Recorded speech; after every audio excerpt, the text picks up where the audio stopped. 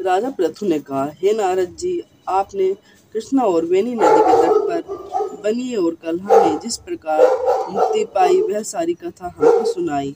मैंने भली प्रकार सुनी है। हे देवर्षि, यह कार्य उन दोनों नदियों के प्रभाव से हुआ था।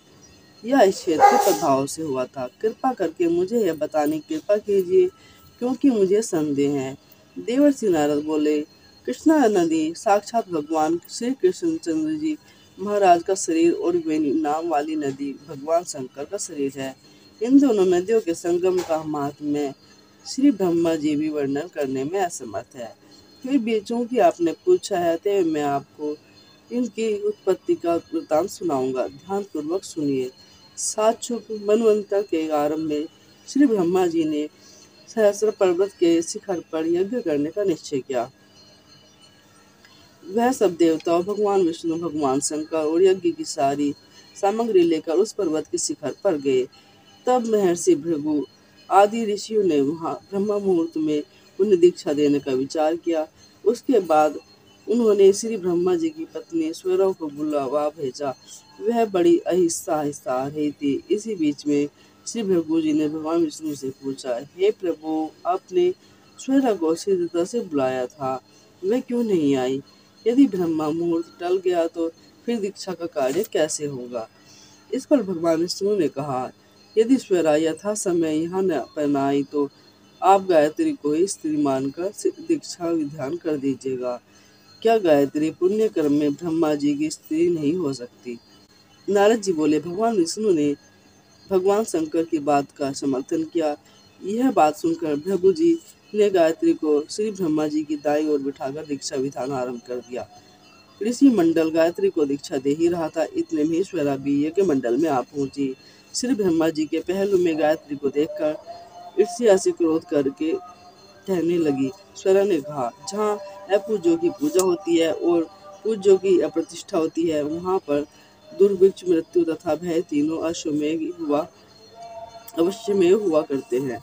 यह गायत्री जी ब्रह्मा जी की दाईं ओर तथा मेरे स्थान पर बैठी है। यह दृश्य बहने वाली नदी होगी। आप लोगों ने अविचार से इसे जो मेरे स्थान पर बैठाया है, अतः आप भी सब जड़ रूप नदियां होंगे।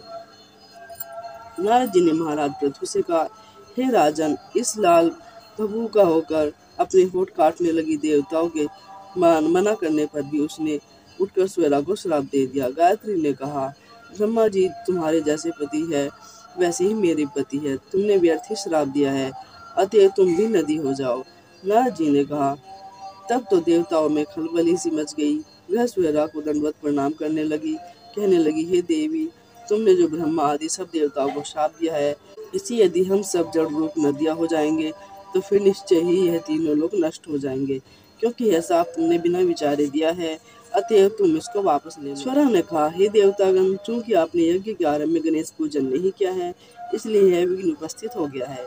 मेरा यह शाप कभी खाली नहीं जा सकता, इसलिए आप सब अपने अपने अंशों से जड़ीभूत होकर अश्वमेव नदियां बनोगे। हम दोनों सोते भी अपने अपने अंशों से पश्चिम में बहने वाली नदियां बनेंगी।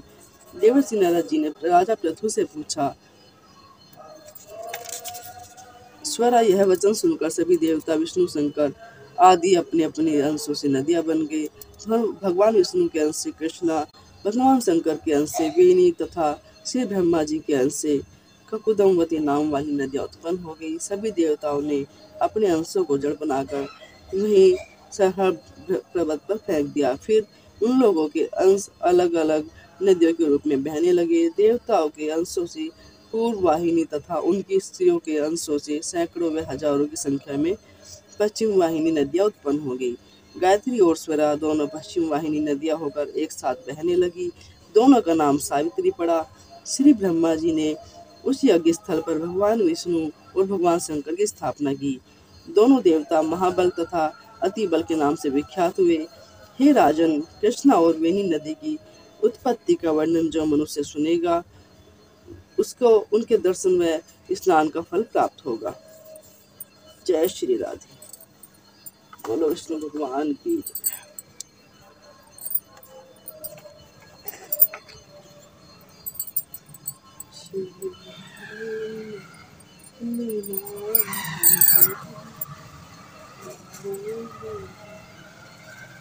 तुलसी महारानी नमो नमः, हरि पटरानी नमो नमः, तुलसी महारानी नमो नमः, हरि पटरानी नमो नमः। कौन से महीने हुई तेरी पूजा, कौन से महीने हुई सगाई, कार्तिक महीना हुई तेरी मंगसिर महीना हुई सगाई, तुलसी महारानी नमो हरि पटरानी नमो नमः। कहाँ बैठे तुम सा, कहाँ बैठे शालिग्राम, गमला बैठे तुम सासन बैठे शालिग्राम, तुलसी महारानी नमो नमः, हरि पटरानी नमो नमः। बिन तुलसी में एक भी भोग, शालिग्राम में लगा 56 भोग, बिन तुलसी में एक भी भोग, शालिग्राम में लगा है 56। तुलसी महारानी नमो नमः, हरि पटरानी नमो नमः।